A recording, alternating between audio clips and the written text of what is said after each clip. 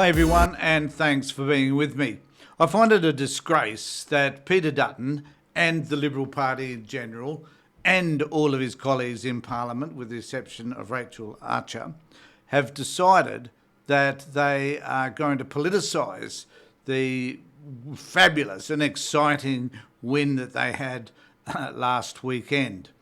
Now, they're doing this by advocating for a Royal Commission into child sexual abuse within Indigenous communities. The question we need to be asking is, why are they doing this?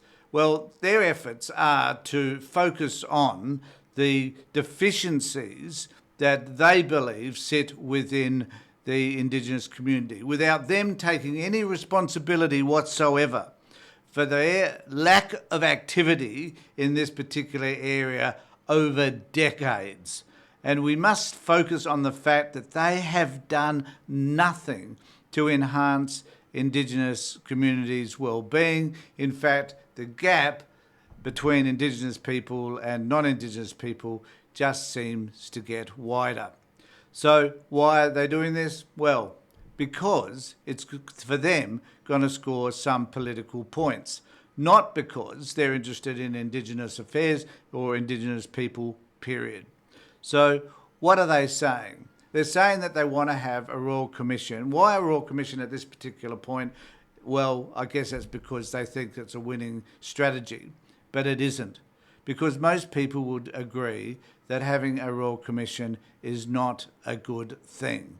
The experts say that, and I'm going to present to you in a moment just some ideas about what it is that we need to be doing in terms of understanding what happens in Indigenous communities, which are clear to everyone, clear to the professionals, clear to the researchers. It's obvious what needs to be done in those communities, and nothing has been done. You don't need a Royal Commission in order to investigate that. We know what's happened. And remember that a couple of years ago, we had a Royal Commission into institutionalised sexual abuse, and that came about with some fabulous conclusions in terms of the fact that primarily those people responsible for that sort of abuse were the institutions themselves, namely the Roman Catholic Church, the Anglican Church, the Scouts, and a lot of other bodies were found to be complicit in terms of the abuse that occurred within those particular organisations. So we know what happens. We've already done that. Now, we do need to accept that sexual assault within Indigenous communities is extremely high, far higher, in fact, than the general population. Those statistics are available to us, and we understand that. I'm not disputing the fact that there needs to be some changes made within those communities in order for them to be able to manage and deal with the problem around childhood sexual abuse, an abhorrent situation in any environment, an abhorrent situation to occur for any child. So I'm just going to play for you that Dutton's request for this in Parliament the other day and Albanese's response, and then I'll talk about it on the other side. Has led calls, Prime Minister, for a Royal Commission into child sexual abuse in Indigenous communities and an audit of spending on Indigenous programs. These calls are supported by many other Indigenous Australians, and as Leader of the Opposition I've offered to work with the government to implement these measures. Why is the Prime Minister refusing to take these important practical actions to address serious issues facing Indigenous communities? Order. The Minister for the Environment and Water will cease interjecting, and I give the call to the Prime Minister. Thanks, Mr Speaker. It is a serious question which the Leader of the Opposition raises, and every member of this House, I would hope, and every member of this Parliament should certainly find child abuse abhorrent. And that's true wherever it occurs. And it doesn't occur in just one group.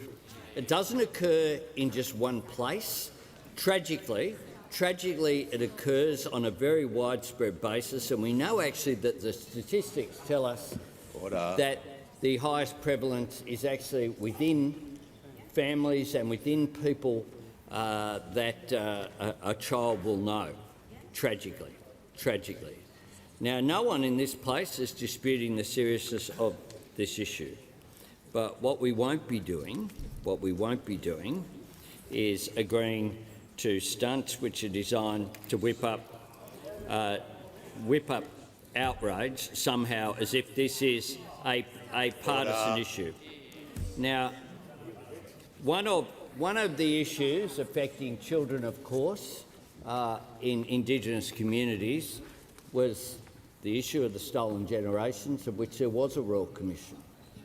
And the Royal Commission, which was we read out into this House, story by story, occurred, and it found that there should be an apology given to the stolen generations, and that's something that almost everyone in this chamber was certainly prepared to do.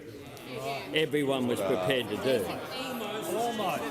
Now, an apology. Pacific Island Affairs. Order, members The on my left. apology to children Order. that was given to those stolen from their homes was important, because some were also put into institutions where they were abused. And that is a finding of the Royal Commission into Institutional Child Abuse, something that was supported by the Gillard government, a courageous decision taken by Prime Minister Gillard, one that was opposed by many. Order. The member for Bowman. And on that, I think of people like my friend Senator Patrick Dodson, who, as a boy, hid in the long grass near Catherine, watching as the welfare officers and police took away his mates. I think of Auntie Pat Anderson, one of the authors of the Uluru Statement from the Heart, who has told stories about hiding children so they didn't get taken away from their families, and in many cases, tragically, something that led Order. The to Prime Minister's abuse. time has concluded. So there we have the Prime Minister being quite reasonable about what all of this means, and that he's trying to avoid the politicising of of an issue which sits within the Indigenous communities. Now, to what extent does this actually occur, and to what extent should we be doing something about it? And I guess one of the primary questions that we need to ask is, what causes this problem in the first place, and are the causations of this problem resolvable, or at least do we know what they are? And I just want to take us to this particular article, which was in the Australian Institute of Family Studies. So that's the body that primarily provides data and information in relation to these types of issues.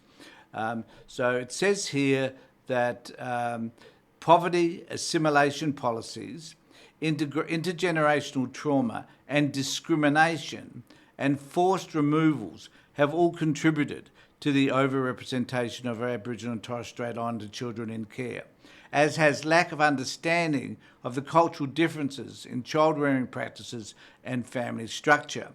Now, I do need to say that that's about children in care, of which they're overrepresented, unfortunately, as is the case also with Indigenous people that are incarcerated, and particularly their youth. So there's a massive degree of issues and so forth, which should never be swept under the carpet now that There's No campaign has won the day. In fact, we should be able to focus a little bit more on what is required in terms of improving the relationship, improving the outcomes, I should say, for Indigenous people and their communities. So how are Indigenous people responding to this? Well, in this particular article, Indigenous groups reject Peter Dutton's push for a Royal Commission into child sexual abuse. Indigenous children's advocates and medical bodies have criticised a call from the Coalition for a Royal Commission into child sexual abuse in Indigenous communities, arguing the issues should not be politicised. And that is so true. If we're going to deal with this problem, and we should be dealing with it, then perhaps the best way is to find ways to solve those issues which I just talked about in terms of the stuff that I mentioned earlier, which was poverty, assimilation policies and intergenerational trauma and discrimination. These are the issues which we need to be dealing with. Some have gone further and suggested the calls play into negative perceptions of Indigenous people and communities. Opposition leader Peter Dutton and Shadow Minister for Indigenous Australians Jacinta Nampijira-Price have repeatedly called for a Royal Commission. Addressing Federal Parliament this morning, Mr Dutton argued it should be a top concern of the government. He suggested there was a range of problems worthy of an inquiry like a Royal Commission. The use of pornographic material, the use of devices, the power imbalance that exists in some of the communities is something that needs to be delved into. The calls have been strongly rejected by more than 30 Indigenous agencies, child welfare advocates and medical bodies. This includes the Coalition of Peaks of the Closing of the Gap, the National Aboriginal Community Controlled Health Organisation, SNAKE, the National Peak Body for Representing Indigenous People. In a joint statement, the bodies argued the singling out of Indigenous communities is unwarranted. If any politician or anyone at all has any evidence about the sexual abuse of children, then they must report it to the authorities. These calls for a Royal Commission into the sexual abuse of Aboriginal children have been made without one shred of real evidence being presented. They play into the basest negative perceptions of some people about Aboriginal people and communities. The groups argue that while child abuse was too prevalent across Australia, they cite government data indicating Indigenous children are less likely than non-Indigenous children to be subject of substantiated cases of child sexual abuse. Now, I do need to highlight the fact that certainly within Indigenous communities, the number of children that are removed and placed into care is extremely high. And the Australian Institute of Family Studies have a range of statistics on that page I just mentioned. They have statistics relating to just that fact. But the reality also exists that those children are removed because the system, the welfare system, that fails to understand cultural differences within Indigenous communities, sees the environments in which these children are living as neglectful. So that is not necessarily about childhood sexual abuse within those communities. So to argue that child sexual abuse happens at a greater rate within the Indigenous communities is false. So we need to step back, take a breather, allow this No campaign to do the thing that they're planning to do right at the moment, which is bring forward ideas such as this, and there will be many others that will be focused on Indigenous communities, and none of which are incidentally about correcting or changing the environments in which Indigenous people live their lives. It's actually about identifying some of the issues that these people on the no side, the Conservatives, are saying are impacting Indigenous people. Now, we need to be able to understand that what they're saying is never necessarily true. It's often disinformation, and we need to call it out for what it is. And we need to be wary of the fact that they are endeavouring to politicise the issue, not to do anything about the problem. So let me know what you think. Please subscribe to my channel, ring the bell for further notifications, and please make a comment down below. Thanks everybody for being with me. Take care and look after yourselves and be safe.